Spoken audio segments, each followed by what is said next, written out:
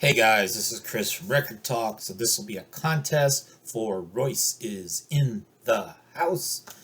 And so he wants us to show records. All people always want you to show records.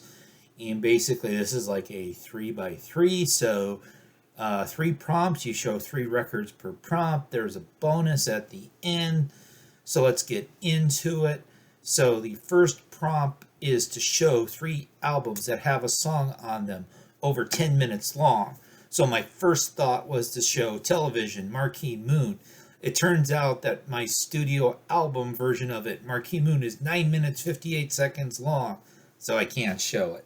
But I've got some other records that I can show. And so sort of your modern experimental jazz droney sort of music, you've got Natural Information Society with Evan Parker. One of my favorite albums from 2021, Dissension Out of Our Constriction. And so this is a double album that is basically a single piece of music.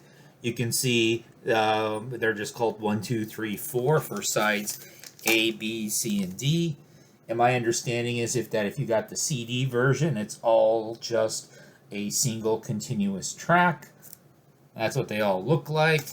And so each side ranges from about 17 and a half minutes to about 20 minutes in length. I think about 75 minutes when you add up the four sides all together.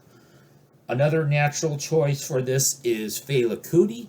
So this is Fela in Africa 70 with the 1977 album, Fear Not for Man. And for those of you not familiar with Fela Kuti, basically what ends up being the case most of the time with his albums.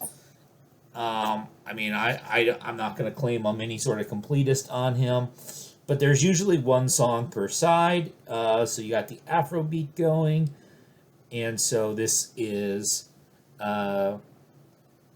So we got side A here, about 14 minutes long with Fear Not for Man. And then side B has Palm Wine Sound, a little over 15 minutes in length. So with a Fela Kuti record, you almost always get two songs that are over 10 minutes long on each of the sides. And the third one I'm going to show is going to be from the alternative rock world. So Yola Tenga, their album, and then Nothing Turned Itself Inside Out, a double album from the year 2000. And so you can see side 4 consists of a single song called Night Falls on Hoboken, New Jersey being their hometown, checking in at 17 minutes 41 seconds. Next, he wants us to show three albums that are soundtracks. And so my problem here is that this is actually a common question for threads and other contests. I don't really collect all that many soundtracks, so most of the ones I have on album I've already shown, and they're common ones that other people show. So I hope you don't mind, Royce. I'm going to throw in a couple 7-inches of songs that appear prominently in movie soundtracks. And I do have one album that I don't think I've shown before. So the first 7-inch we've got here is Ricky Nelson with Love and Kisses on the Decca label from 1965. And so this was a movie that he starred in. It was written and directed by his father, Ozzie Nelson. Sort of a comedy sort of vehicle for Rick Nelson. I'll be honest, I've never seen the movie. The other single I'm going to show is Harold Faltermeyer with the Axel F theme, which is, of course, is from Beverly Hills Cop. And so the A side has the Axel F theme. And then also from the soundtrack, a song called Shootout is the B side to this single. So Beverly Hills Cop, a movie that I have seen.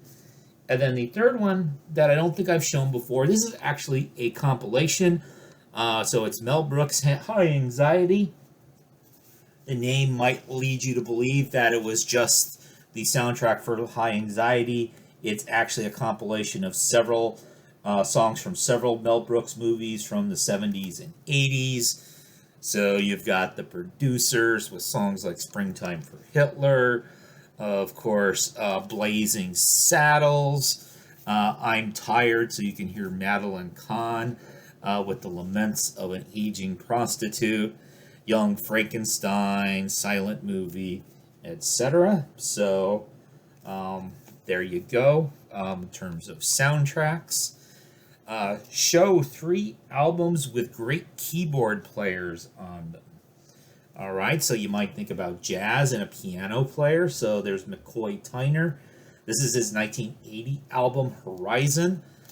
This is an album that I actually got in a thrifting dig for $1. And so I have a couple other McCoy Tyner albums as well that I spent more than $1 for. Another great keyboard player. He's usually a one-man musician, except for the drum parts, is Trent Reznor from 9 Inch Nails. And so this is the triple album, The Fragile, from, I believe the year was 1998. And so, big, thick spine there. Halo 14. And so, of course, you've got that sort of industrial alternative sound that 9 Inch Nails is known for. And then another great keyboard player is Benmont Tench. You most know Benmont Tench from being the keyboard player in Tom Petty and the Heartbreakers. But he also appeared on several of the Stevie Nicks solo albums playing organ. So this is Stevie Nicks' debut solo album, Belladonna, the fancy Vinyl Me Please version. And so, of course, you've got Stop Dragging My Heart Around. So, of course, you got Stevie and Tom. And then Benmont, of course, is playing along with basically an all-star cast that Stevie always had for her band on her solo albums. And then the bonus was to show a record with a poster.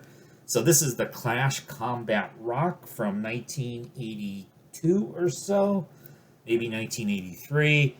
So I've got the Target version on red vinyl, but what you care about is the poster.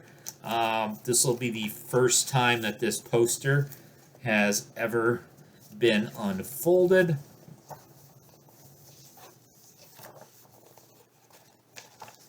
I tend to not do anything with posters, especially as an adult.